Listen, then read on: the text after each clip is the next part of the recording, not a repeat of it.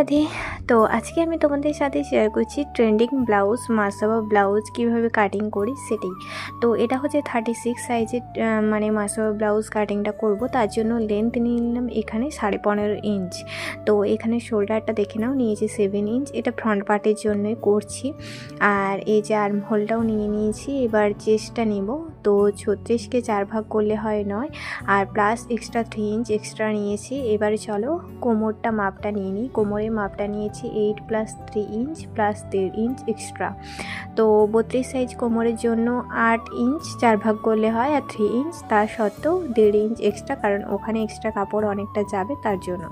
আর এখানে আর্মহোলটার ডিজাইনটা মানে শেপটা আমি করে নিলাম। এই যে আর্মহোলের মাপটা নিয়েও নিয়েছি আর শেপটাও দিয়ে নিয়েছি।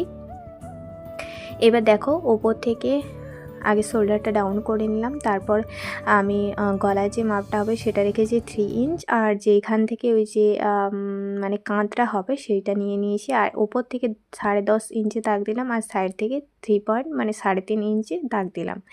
এবার এখানে 1 ইঞ্চ এক্সট্রা রেখে আমি এই যে শেপটা দিয়ে নিলাম। দেখা হচ্ছে পরের পার্টে। রাধে রাধে।